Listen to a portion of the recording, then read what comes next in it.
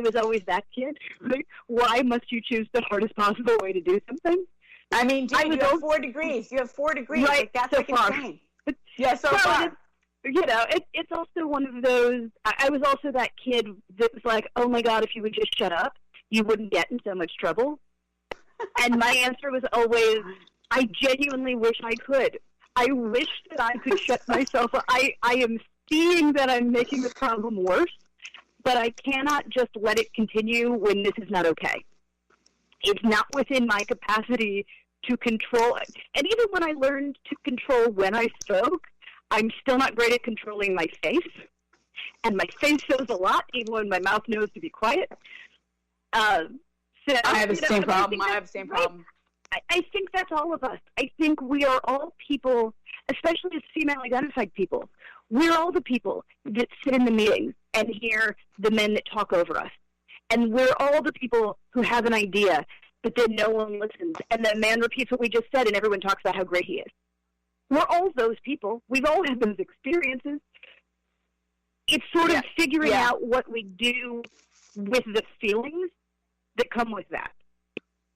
And I was never very good at feeling like something was unfair and then going back to my, what I always call like my regularly scheduled life. It just ate at me. And I started with the work first and was doing it as a volunteer.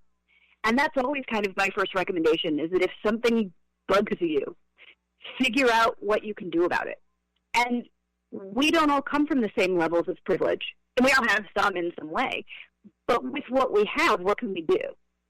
I was a broke kid who didn't have any money to donate. And because I was a broke kid, I didn't have any power with politicians. But I could show up and make sandwiches for homeless people at an event when they need more hands. I can show up at a soup kitchen and cook something or ladle something because that's what I have the ability to do. At that point, I have nothing else except I can show up. And we're seeing now at a time with a pandemic where showing up is not a possibility, that people are showing up remotely.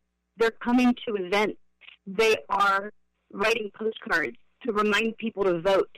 They are asking questions of their peers. They are getting on social media and encouraging changes. So showing up, for me, is always the first step of it. And I found that the more that I was around, the more problems I saw, which was honestly not what I was hoping for.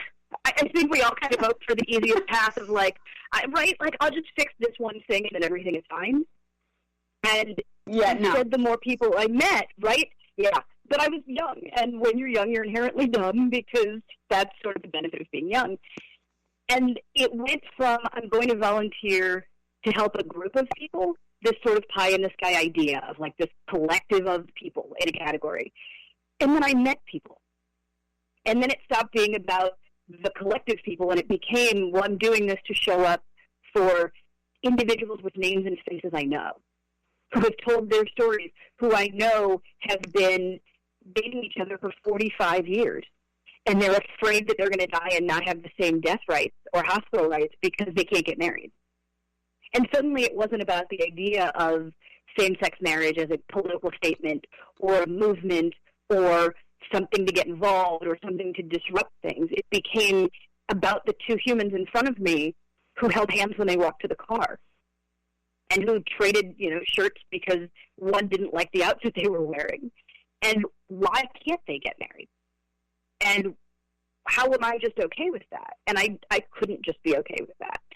And it grew over time, and the degrees that I went and have earned weren't ever a long-term plan.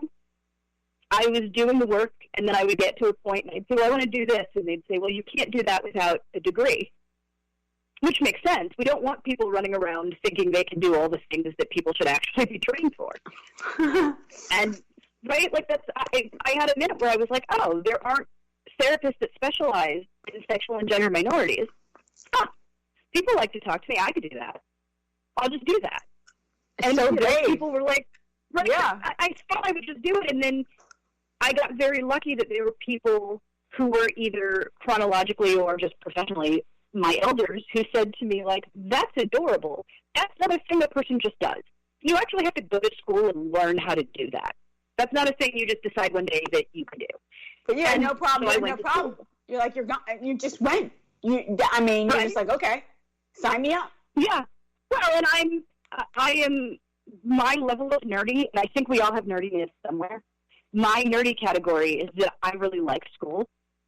Except statistics. I'm not great at statistics. I fight to make sense of it, but that's not normally my wheelhouse of awesomeness. But for me, it was always, when I find a problem and I think I can do something about it, what skills do I need or what degree do I need to be able to do the thing I think I can do? And I've known people who realize, like, there's a problem with too many kids going hungry, and then discovered in some cities you can't just make food and hand it out because there are legal aspects of that. And at first that sounds stupid, but also we don't want homeless people eating food that's not safe. We don't want it to be okay in our society that random people can make food and feed someone where it might not be safe, it might not be healthy, it might be expired. So it does matter. It's a good thing that we have protections in place for people, and when somebody realizes that, maybe it's what sends them to culinary school, or to get a job in a restaurant, or to go to their local fast food place and ask about, could I get a discount if I buy 45 cheeseburgers? And they buy them from the fast food place and then go down the street and hand them out. Or they're collecting the blankets at the thrift stores, paying $1 here, $1 there, so they can go hand out blankets to people. It's really just looking at what are the things that don't feel okay to me and what's within my capacity to do something about it. And sometimes the thing in your capacity is to put people together who have more privilege.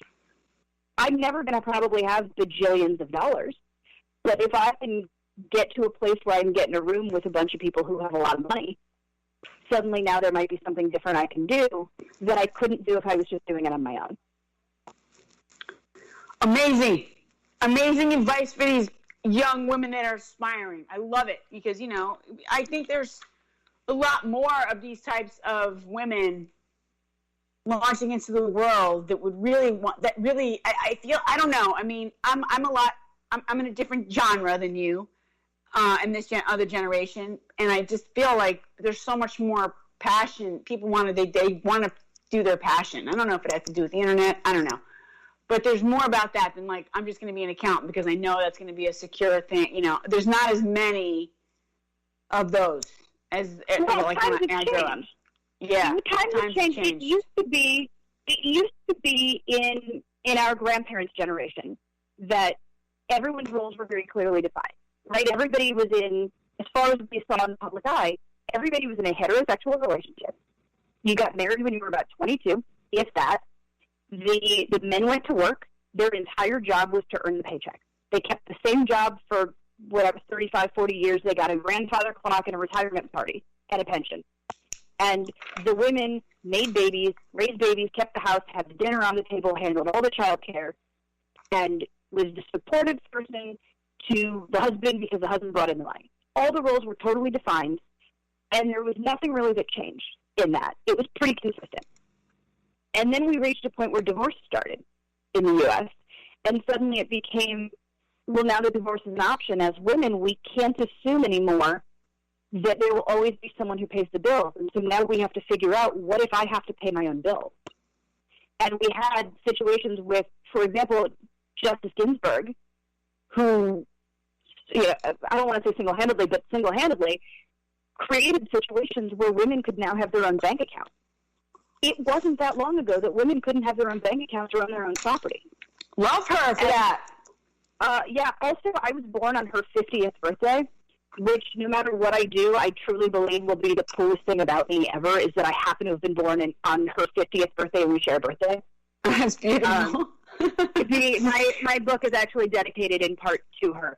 Oh my God! Wait! I'm going to talk about your book. I want to just quickly. Sure. Yeah, we're almost out of time, but I have to talk about the fact that your book and the fact that it's a bestseller. Congratulations on that. Thank you. I mean, you feel that it's changed your life, or what? Well, I mean, right now all of our lives are pretty much COVID. What kind of happens outside of the house is a little bit of a mystery, unless I happen to see it online or too much garbage television when my brain needs a break. But I'm finding it's getting interesting politically because a lot of the work within that, so many of our schools are public schools. Some schools are considered federal, they're federally funded, there's all these details. We currently have an administration that has banned conversations about gender equality from those situations.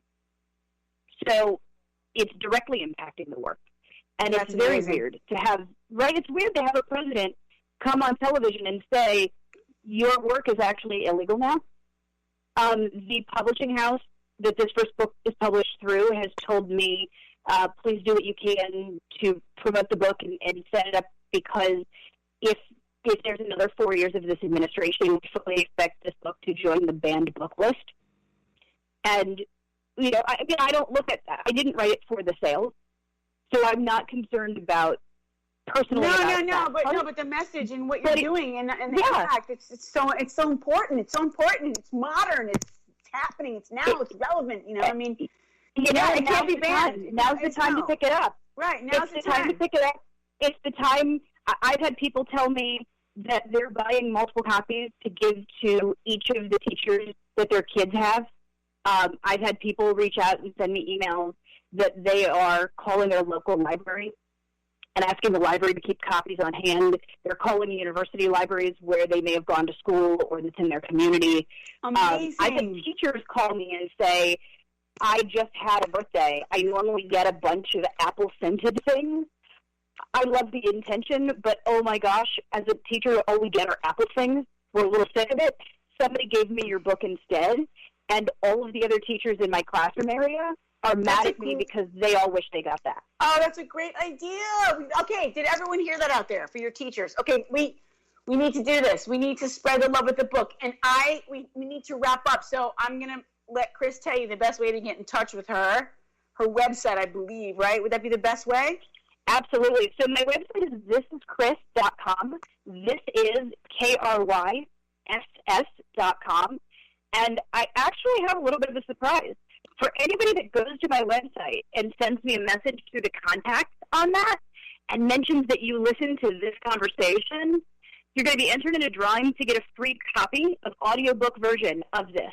And that's my recording of the audiobook. I did that myself so that all the words are pronounced correctly. The conversation and the tone is just like we're talking about here. And it's going to be as if you were able to travel somewhere and show up at one of the trainings that people, well, between you and me, people spend a lot of money to attend the trainings. They spend even more money to get me to come out and give a training. And you'll get a free copy of that if you win the drawing. And the only way to win that drawing is to go to my website. Mention the copy. And mention this conversation we're having right here. So the only people who get access to this are the ones who are right here talking with us. Thank you, Chris, so much. We have to wrap. Thank you so much for that gift. It's amazing. It's heartfelt. And thanks, guys, for being with us today. Peace and love. Chris, I just can't thank you enough. My heart is full. XOXO. Back at you. Have a great day, everybody. Let's keep these conversations going. Definitely.